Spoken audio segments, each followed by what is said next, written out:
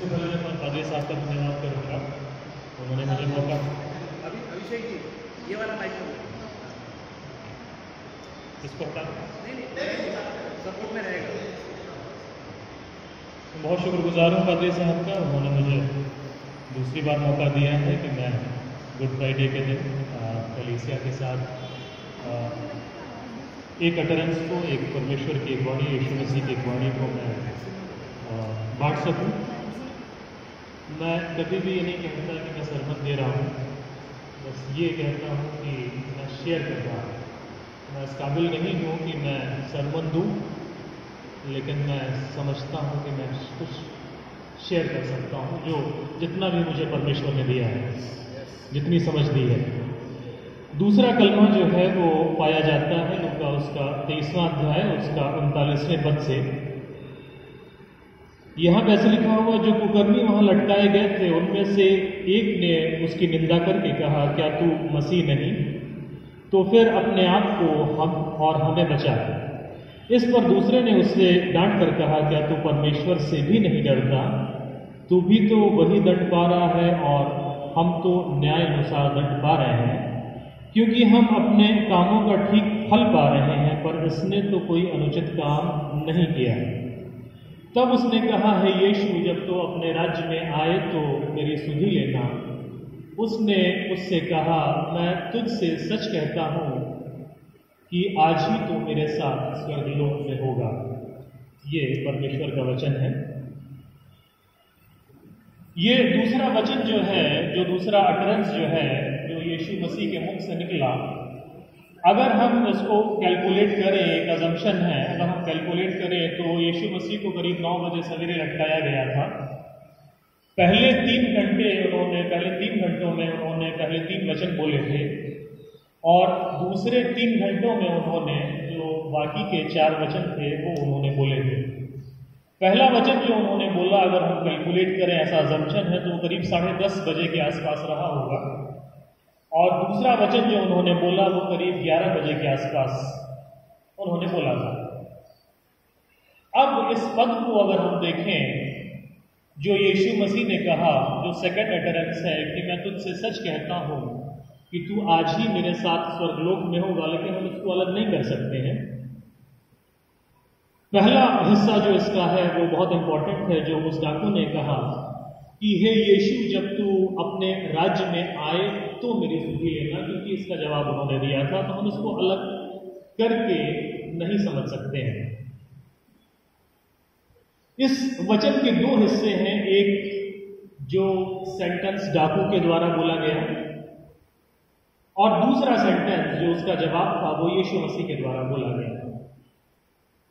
अब ये जो सेंटेंस डाकू ने बोला, वो उस भीड़ में, जो बेकाबू भीड़ थी, जो यीशु मसीह को सजा देना चाहती थी, जो यीशु मसीह को मार डालना चाहती थी, उसमें अलग अलग लोग थे। उसमें सोल्जर्स भी थे, उसमें आम पब्लिक भी थी, उसमें 4 अलग अलग कोर्ट्स में ले जाया गया, वो कोर्ट के अंदर के लोग भी थे, और जो कॉमन मैन थे वो भी थे। लेकिन वो सारी भीड़ जो थी वो यीशु मसीह को सजा देना चाहती थी।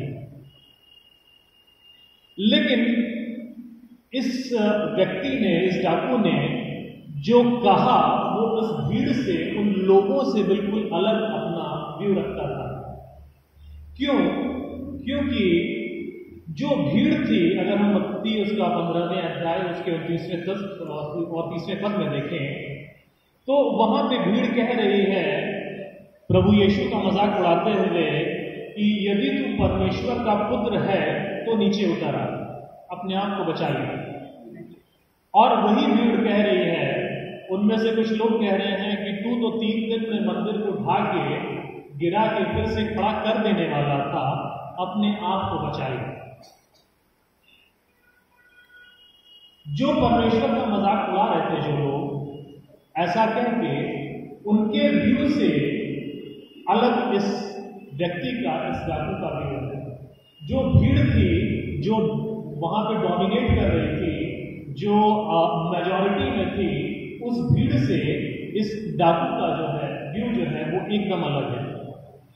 इस डाकू का जो व्यू है याजकों से भी अलग है।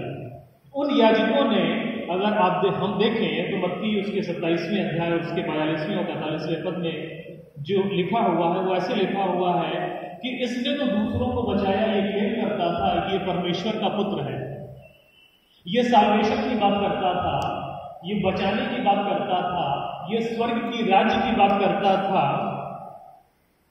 ये दूसरों को बचाने की बात करता था, तो क्या ये खुद अपने आप को आज बचा पाएगा? उन्होंने भी उसका मजाक बनाया, उनका ये अपना व्यू था, लेकिन इस डाकू का व्यू जो है वो इन याजकों से एकदम अलग है।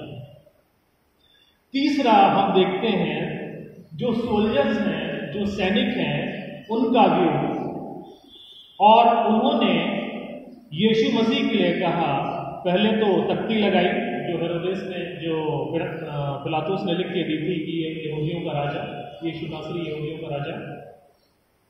फिर उन सोल्जर्स ने कहा कि हे यहूदियों के राजा, अपने आप को बचाए, और उसका मजाक बनाया, उसका ठट्ठा बनाया।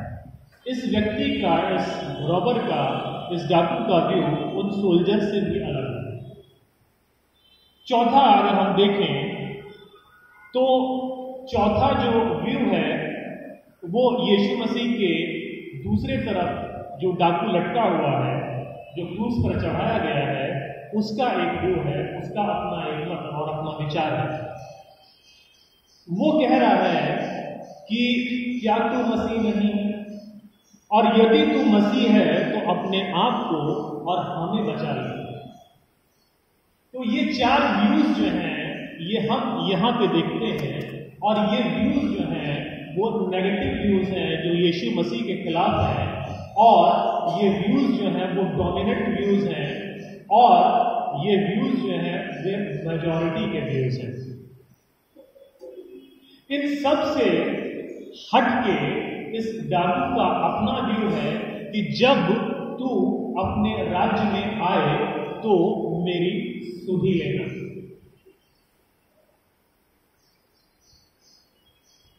इसने अपने आप को माना कि वो पापी है, और इसको जो सजा मिली है वो एकदम जस्टिफाइबल है, जस्टिफाइड है, और फेयरनेस है इस सजा में, ये बिल्कुल फेयर है, बिल्कुल जस्ट है। इसने इस बात को माना। और अगर हम देखें तो जो पद यहां पर लिखा हुआ है 40वां पद जो है 23 अध्याय का लूका की, कि इस पर दूसरे ने उसे डांट कर कहा, क्या तू परमेश्वर से भी नहीं डरता? तू भी तो वही दंड पा रहा है, और हम तो न्याय अनुसार दंड पा रहे हैं, क्योंकि हम अपने कामों का ठीक फल पा रहे हैं, पर इसने कोई अनुचित काम नहीं किया। इसने अपने आप को मान लिया कि इसने पाप किया है, इसने गुनाह किया है, इसने अपराध किया है, और जो इसको सजा मिल रही है वो इसको डिजर्व करता है। इसने इस बात को माना, और अपने पापों को और अपने गुनाहों को मान लेना ही उद्धार का कारण होता है।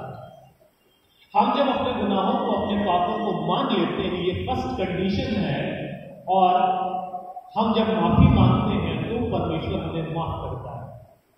तो ये बहुत बड़ी सीख है हम लोगों के लिए, कि इस डाकू से हम सीखें कि हमें अगर उद्धार चाहिए, हमें अगर परमेश्वर के राज्य में प्रवेश करना है, तो सबसे पहली कंडीशन ये है कि हम अपने गुनाहों को, हम अपने अपराधों को मानें। दूसरा जो व्यक्ति है वो क्या कह रहा है? वो कह रहा है कि यदि तू मसीहा है तो हमें और अपने आप को बचा ले।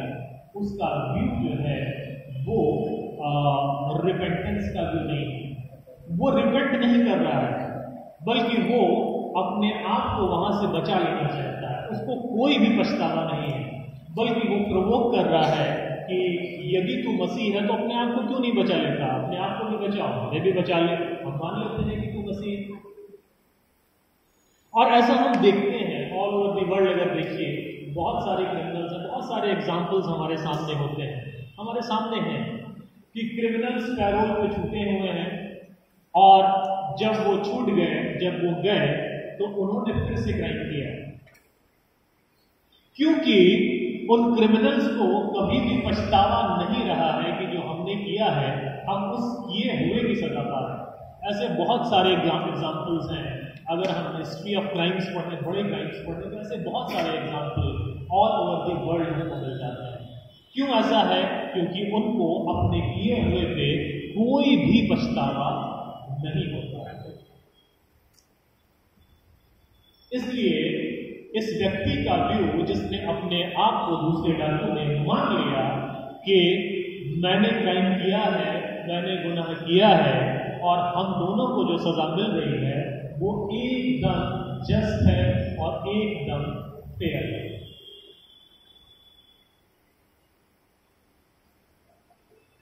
दूसरी बात जो आगे उसने कहा कि इसने कोई अनुचित काम नहीं किया, तब उसने आगे कहा है, यीशु जब तू अपने राज्य में आए तो मेरी सुधि लेना। ये प्रार्थना। साल्वेशन के उद्धार के दो पार्ट्स होते हैं। पहला कि हम अपने गुनाहों को मान लें और दूसरा ये कि हम प्रार्थना करें कि हमें परमेश्वर को उद्धार दे दे। और ये बहुत अच्छा एग्जाम्पल यहाँ पे हमारे सामने है।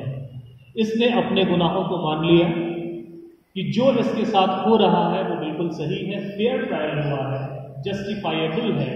और दूसरा, उसने प्रार्थना की प्रभु यीशु से कि जब तू अपने राज्य में आए प्रभु तो मेरी सुधि लेना। और ये बहुत बड़ी बात है।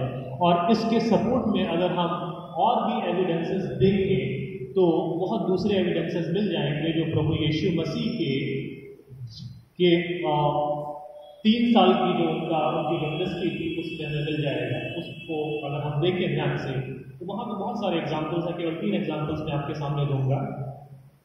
पहला एग्जाम्पल जो है वो है जक्कई का, जो लूका उसके 19वें अध्याय और उसके 8वें पद से आगे मिलता है। जक्कई जो है वो एक छोटा नाटेकत का आदमी था और वो प्रभु यीशु मसीह को देखना चाहता था, उसके उद्धार को देखना चाहता था। क्योंकि बहुत भीड़ थी, वो छोटा शॉर्ट व्यक्ति था, छोटा व्यक्ति था हाइट में, तो वो एक पेड़ पर चढ़ जाता है और वहाँ पे वो यीशु मसीह को देखने की कोशिश करता है। और प्रभु यीशु मसीह अपनी आत्मा में इस बात को जान के कि एक व्यक्ति है जो मुझे देखना चाहता है, जो मुझसे उद्धार चाहता है, जो अपने पापों की क्षमा चाहता है, वो मुझे देखने के लिए पेड़ पे चढ़ा हुआ है। और उस पेड़ के नीचे वो आते हैं और उससे कहते हैं, जक्कई तू उतर आ और आज मैं तेरे साथ भोजन करूंगा। और जब उनका कन्वर्सेशन होता है तो वो जक्कई कहता है, वो इतना खुश हो जाता है, वो कहता है कि अगर जिसका जिसका भी मैंने लिया है मैं उसको दुगना भर उसको मैं वापस कर दूंगा, और जिसका मैंने अन्याय से लिया है उसका मैं दुगना भर दूंगा। और मेरे घर में उद्धार आया। उसने भी अपने गुनाहों को माना, उसने अपने गुनाहों को माना और जो उसने किया था उसने प्रभु यीशु के मसीह के सामने उसको एक्सेप्ट किया और उसका उद्धार, उसका साल्वेशन हुआ।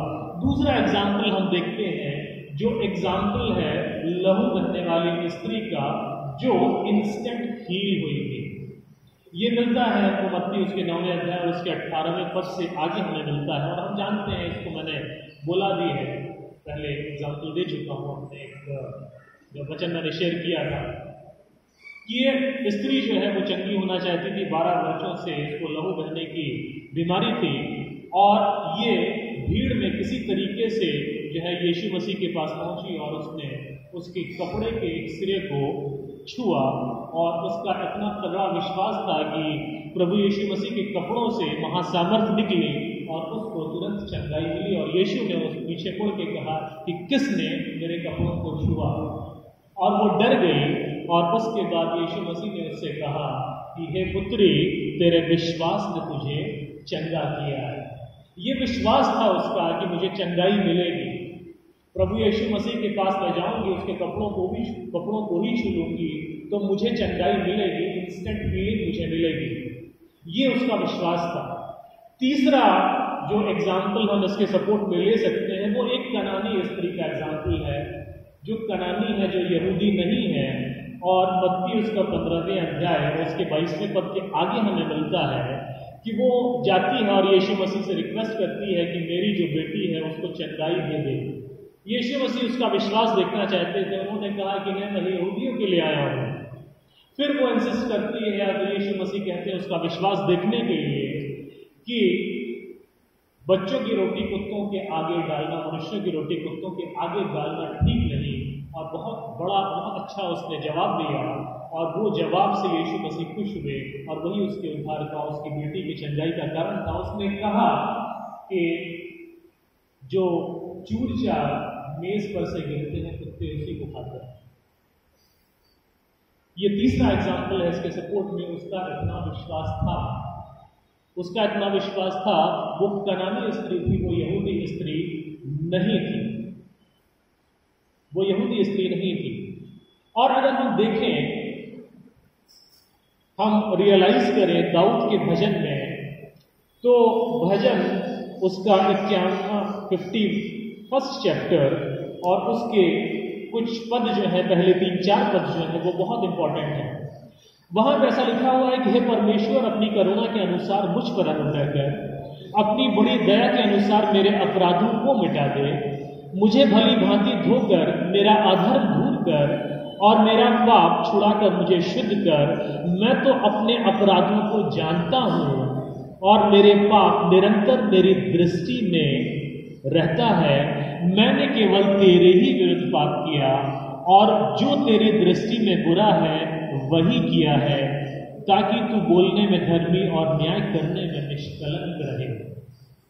दाऊद ने इस बात को रियलाइज किया कि मैं रिपेंट करूंगा, मैं अपने पापों को, अपने गुनाहों को मान लूंगा, मैं परमेश्वर से प्रार्थना करूंगा और ये कह के कि परमेश्वर मैं गुनहगार हूं,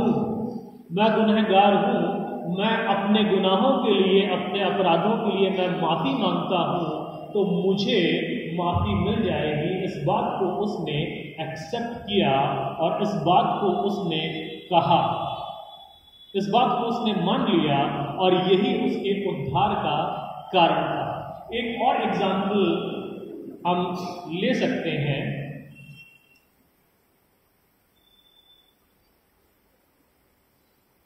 इब्रानियों उसका 3रा अध्याय और उसके 7वें पद से यहां पे लिखा हुआ है कि अतः जैसा पवित्र आत्मा कहता है, यदि आज तुम उसका शब्द सुनो तो अपने मन को कठोर न करो, जैसा कि क्रोध दिलाने के समय और परीक्षा के दिन जंगल में किया था, जहां तुम्हारे बाप दादों ने मुझे जांच कर परखा और 40 वर्ष तक मेरे काम देखे।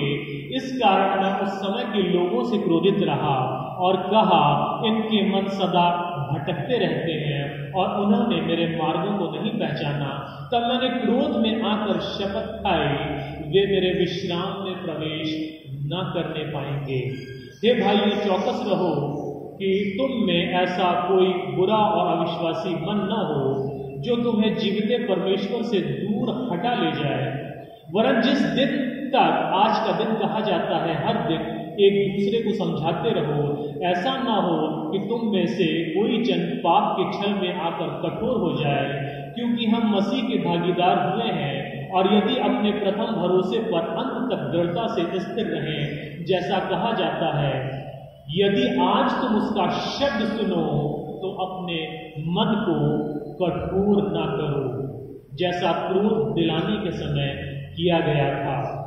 फिर आगे 18वें पद में वो कहता है, और उसने किन से शपथ खाई कि तुम मेरे विश्राम में प्रवेश करने न पाओगे, क्या केवल उनसे नहीं जिन्होंने आज्ञा नहीं मानी।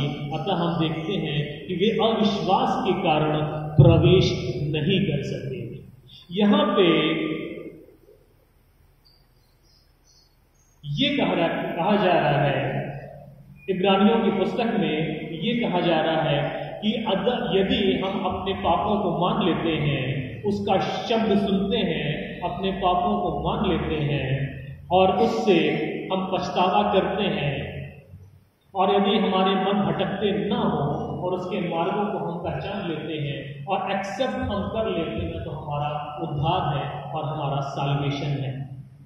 हमारा साल्वेशन है यदि हम अपने पापों को मान लें। और यही इस व्यक्ति ने किया, यही इसने कहा कि हम जो पा रहे हैं वो अपने पापों का दंड पा रहे हैं। इस डाकू ने कहा कि हम जो पा रहे हैं वो अपने पापों का दंड पा रहे हैं, इसने तो कोई गुनाह ही नहीं किया। फिर उसने कहा इस बात को मानने के बाद कि हे प्रभु यीशु, जब तू अपने राज्य में आए तो मेरी सुधि लेना। उसको इस बात का विश्वास था, उसने इस बात को माना कि ये मसीहा है और परमेश्वर के राज्य में ये इसका एक ओहदा होगा, यही राजा होगा, और जब ये अपने राज्य में आएगा तो मेरी सुधि लेगा। अब तो मैं मर रहा हूँ, मैं मरने पे हूँ। उसने अपने मरने के जो बाद की जो जिंदगी थी उसको उसने सिक्योर कर लिया कि आज तो मैं मर जाऊंगा क्रूस की मृत्यु से, लेकिन मेरा क्या होगा, मेरी आत्मा का क्या होगा। उसने अपने आप को सिक्योर कर लिया। उसने माना, इस बात को माना कि मैंने पाप किया है और जो भी मुझे सजा मिल रही है वो एकदम फेयर है, फेयर ट्रायल हुआ है और एकदम जस्ट है। इसलिए अब मैं दूसरी जिंदगी का इंतजाम कर लूँ। इसलिए उसने प्रार्थना की कि हे प्रभु, जब तू अपने राज्य में आए तो मेरी सुधि लेना, और इंस्टेंट उसको साल्वेशन मिला। जो भी उसने गुनाह किए थे, पता नहीं उसने मर्डर किया था, चोरी की थी, डाकू लिखा हुआ है, डाका डाला होगा, या रेप किया होगा, बलात्कार किया होगा, क्या क्या किया होगा उसके बारे में कोई जानकारी नहीं है, लेकिन वो क्रिमिनल था, ये हमें मालूम है। वो क्रिमिनल था, इस बात को उसने माना। क्या क्या गुनाह किए थे नहीं मालूम, लेकिन उसने इस बात को भी माना कि उसका जो ट्रायल हुआ है वो एकदम फेयर है, एकदम फेयर है। और अगर मैं अपने गुनाहों को मान लूँ तो ये व्यक्ति जो मेरे बगल में है, जो हम दोनों के बीच में है, ये मेरे गुनाहों को माफ कर देने में और मुझे स्वर्ग के राज्य में प्रवेश करवा देने में सक्षम। और पौलुस भी एक बात कहता है कि यदि हम अपने पापों को मान लें तो वो हमारा उद्धार करने में सक्षम है, वो हमारा उद्धार करने में सक्षम है। मैं कंक्लूड करूंगा कि जो आज का दिन है वो साल्वेशन का दिन है। कल शाम को मैंने बोला था कि प्रभु यीशु मसीह ने अपना बलिदान दिया, अपने आप को, अपना खुद का लहू लेके उस जगह प्रवेश किया जो जगह मनुष्यों के हाथों की बनाई हुई नहीं है, उस जगह में प्रवेश किया जो इस क्रिएशन की ही नहीं है, और केवल एक बार प्रवेश किया और हमें हमेशा का छुटकारा दे दिया। तो आज का दिन जो है वो साल्वेशन का दिन है, उद्धार का दिन है। बस शर्त यही है कि हम माफी मांग लें। अगर हम उसके क्रूस की तरफ देखते हैं तो हम पाते हैं कि जो गुनाह हमने किए थे उसकी सज़ा उसको मिली। हमने अपने दिमाग में षड्यंत्र रचा, उसके सर पर कांटों का ताज रखा गया। हमारे पांव बुराई करने को दौड़े और उसके पांव में कीलें ठोकी गई।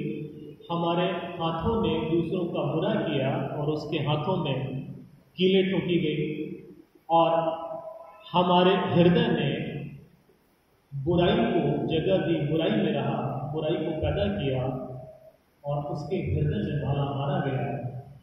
वो हमारे ही लिए आया था और हमारे ही लिए उसने अपने प्राण को बलिदान कर दिया, श्रापित बना, क्योंकि वो क्रूस पर चढ़ाया गया था। ये दिन जो है वो उद्धार का दिन है, बशर्ते कि हम इस डाकू की तरह मान लें कि हमसे गुनाह हुए हैं, हम पापी हैं, और वैसे ही प्रार्थना करें कि हे प्रभु, जब तू अपने राज्य में आए तो मेरी सुधि लेना।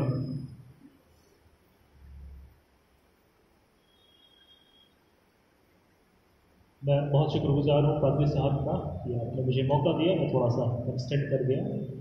बहुत बहुत धन्यवाद हो। और ज़रूर हम इस बात से कुछ सीखेंगे ऐसा हमारा विश्वास है। जो मेरे समझ में आया, जो परमेश्वर ने मुझे वचन दिया, मैंने उसको आपके साथ बताया।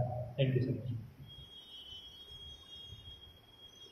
दूसरा कलमा हमारे और आपके जीवन में, it is a word of solvation, उद्धार के रूप में ये बताया गया, आपको समझाया गया, ताकि ये चॉइस थी, है ना। परमेश्वर प्रभु यीशु मसीह मरने से पहले भी, एक दिन भी पहले भी चॉइस देता है, अब तू मेरे साथ में है कि मेरे से दूर है।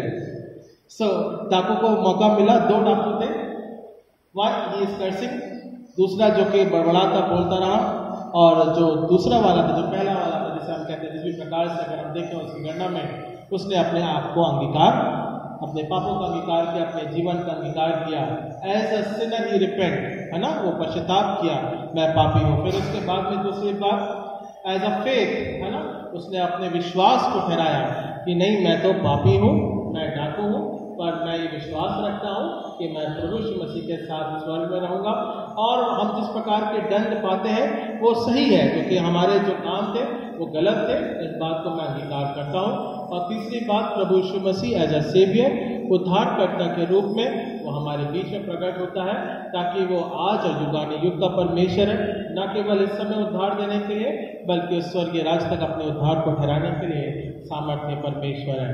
और कल की बात, अगर आपने अभिषेक भाई को सुना होगा या नहीं सुना होगा, मैं दो बातों के माध्यम से ठहराऊंगा। पुराने नियम के अनुसार जो वाचा ठहराई जाती थी पाप के उद्धार के लिए, छुटकारे के लिए, वे भेड़, बकरी या कबूतर, जिस भी प्रकार से जो मेल होता था उसको बलिदान करके, और क्योंकि वो उनकी मनमर्जी चलती थी उस समय के दौरान, बोलते थे नहीं, ये जो यहाँ पर रखा हुआ है उसी को एक सर्टिफाई करके उन लोग रखते थे, तब वो लहू जाके क्षमा के रूप में चढ़ाया जाता था। प्रभु यीशु मसीह ने क्या किया, तुम्हें इस प्रकार की विधि को मानने की कोई ज़रूरत नहीं है, मैं तुम्हारे लिए अपने प्राणों का बलिदान देता हूँ। और वो उस महापवित्र स्थान में गया और अपने लहू को बहा करके उसने अर्पण किया, और हम सबों के लिए उद्धार को ठहराया। सो ये दो बातें इस प्रकार से अभिषेक के माध्यम से ठहराएंगे। सो हम इस बात को धन्यवाद के रूप में रखते हैं। ओके, सो विशेष गीत जो है वो भाई रॉबर्ट के माध्यम के द्वारा ठहराया जाएगा। आ जाइए विशेष गीत। फिर हम उसके बाद में गीत गाएंगे